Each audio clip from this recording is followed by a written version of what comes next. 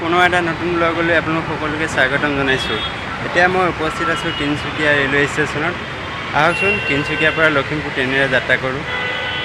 Tinsukia railway ষ্টেচনৰ কাষতে থকা নেশ্যনেল হাইৱে। বহুত যান জঁট, বহুত ভিৰ, ৰাস্তাটো ঠেক হৈছে, গাড়ীবিলাক ৰাস্তাৰ কাষতে পাৰ্কিং কৰে। ইয়াত চাওকচোন কিমান ভিৰ। দেখিবলৈ পাইছে মোৰ পিছফালে ট্ৰেইন। এইখন ট্ৰেইনতে মই লখিমপুৰলৈ যাম। এইখন তিনিচুকীয়াৰ পৰা নাহৰলগুন যায়। ভিডিঅ'টো আৰম্ভ কৰিম।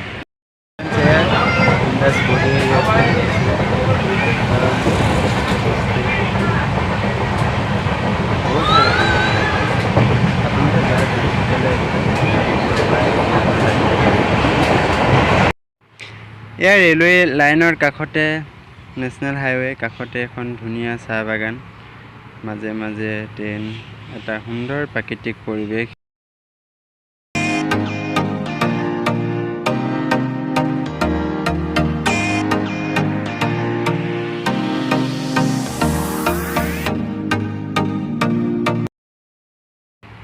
এয়া বগীবিল দলং পালোহি।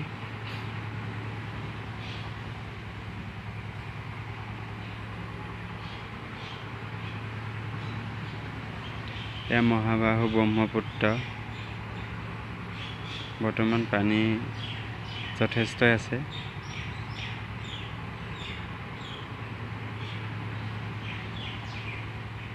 এই দলংখন হোৱাৰ পৰা লখিমপুৰ, ধেমাজি আমাৰ বহুত সুবিধা হ'ল।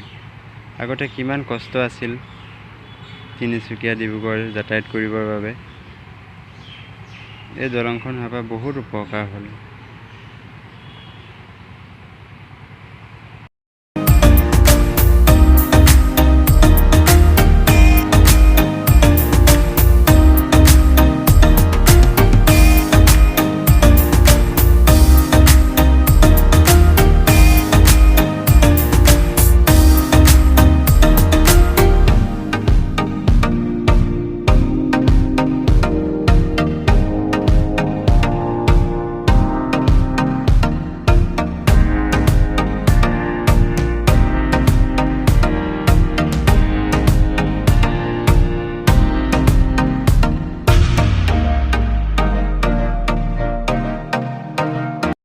এইদৰে প্ৰাকৃতিক পৰিৱেশৰ মাজে মাজে আহি লখিমপুৰ পালোহি।